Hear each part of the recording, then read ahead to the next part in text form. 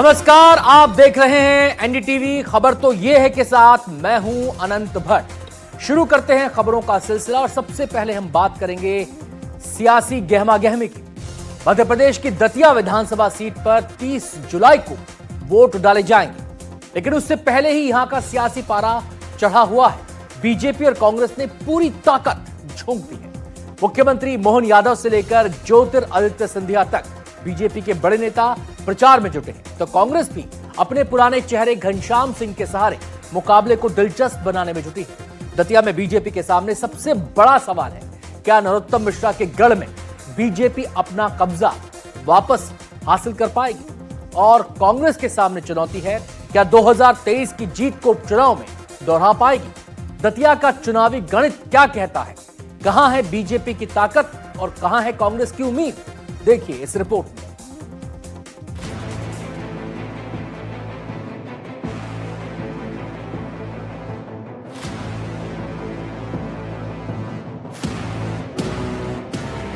दतिया बुंदेलखंड का वो इलाका जहां इस वक्त चुनावी लड़ाई सिर्फ दो उम्मीदवारों के बीच नहीं है।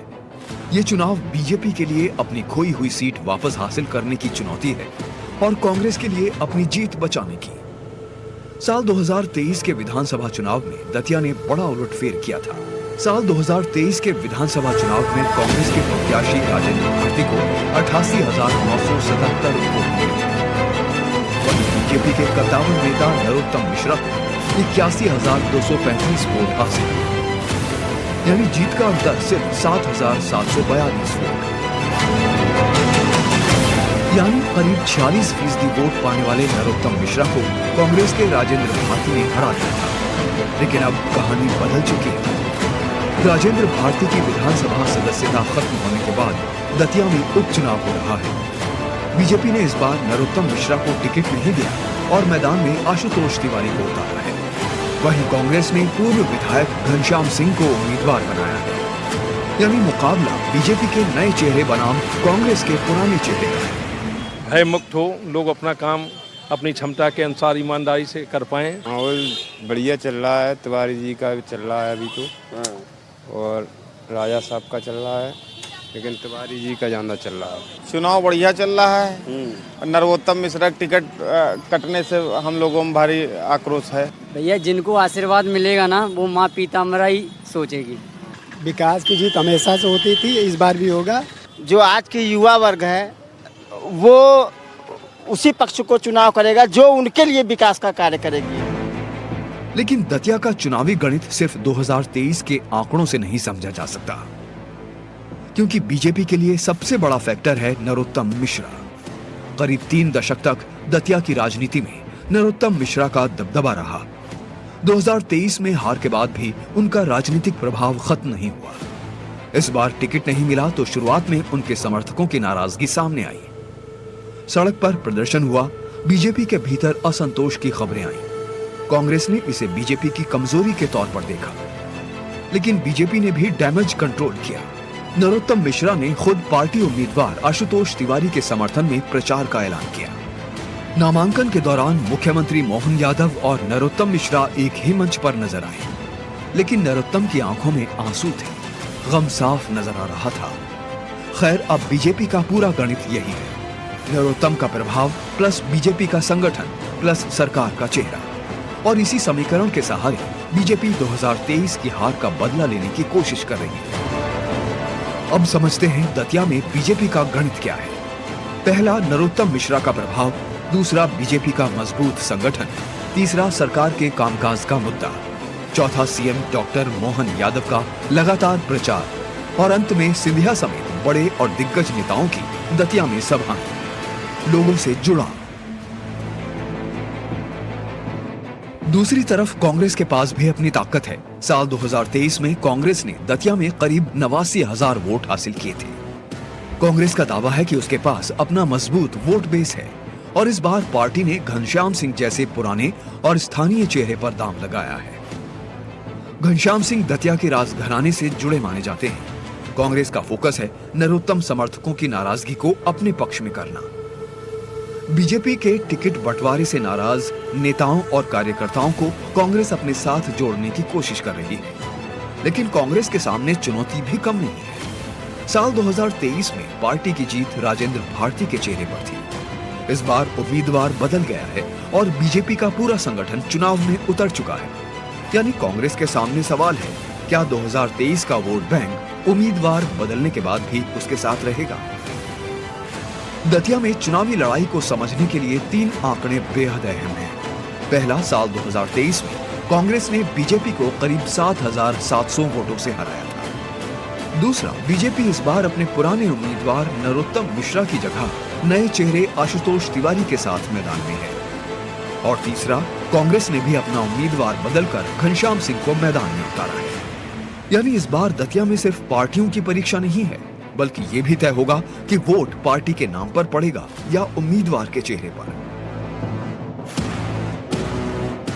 और इस चुनाव में एक और फैक्टर है, तीसरा कौन।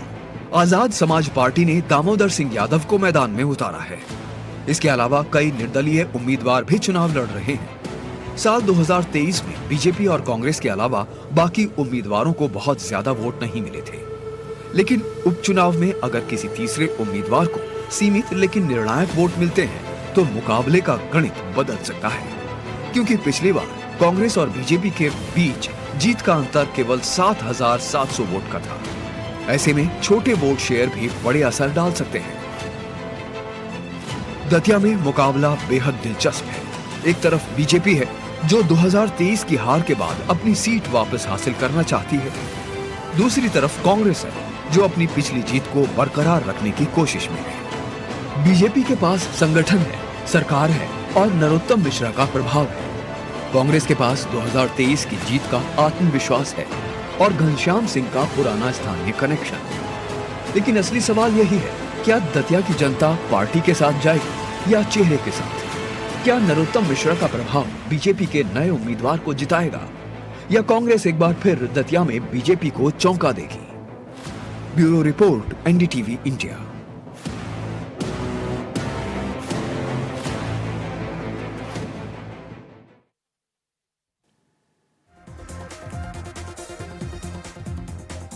दतिया उपचुनाव में इस बार मुकाबला सिर्फ बड़े राजनीतिक दलों तक सीमित नहीं है। चुनावी मैदान में एक ऐसा चेहरा भी है जिसकी चर्चा पूरे इलाके में हो रही है। किन्नर समाज से आने वाली संजना दीदी भगवा पार्टी के टिकट पर चुनाव लड़ रही हैं। हमारे संवाददाता ने संजना दीदी से बात की और जाना कि उपचुनाव को लेकर उनका क्या कहना है।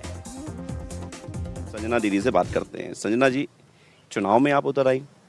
बिल्कुल ज़रूरी था, क्योंकि विधानसभा और लोकसभा में भी किन्नरों की उपस्थिति बहुत ज़रूरी है। किन्नर समाज के उत्थान और कल्याण के लिए, शिक्षा और एक सम्मान के लिए ये बहुत ज़रूरी था।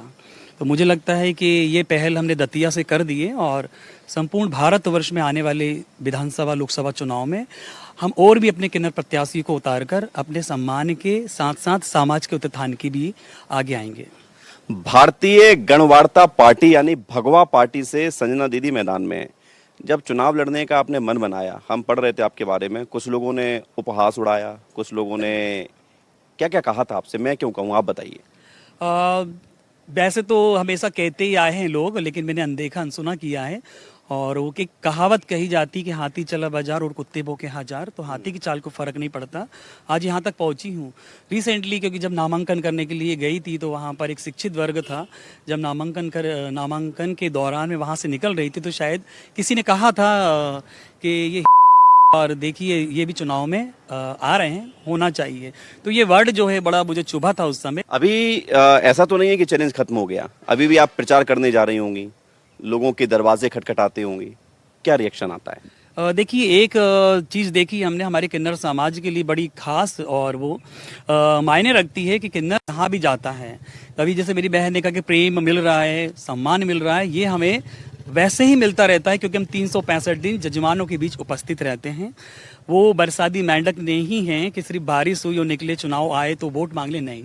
किन्नर समाज जमीनी स्तर पर समाज के साथ जुड़ा हुआ है, उनकी समस्याओं से रूबरू है। और मुझे लगता है कि यही सारी चीज़ों को ध्यान में रखते हुए, समस्याओं को ध्यान में रखते हुए हमें लगा कि शायद हमसे बेहतर जनता की समस्या को कोई नहीं समझ सकता, क्योंकि हम भी उसी वंचित वर्ग से हैं जिस वंचित वर्ग का आज शोषण हो रहा है वर्षों से।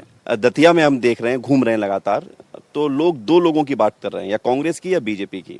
तीसरे पे लोग बात ही नहीं कर रहे हैं। कुछ लोग हैं जो कह भी रहे हैं कि शायद तीसरे को कितना दम है।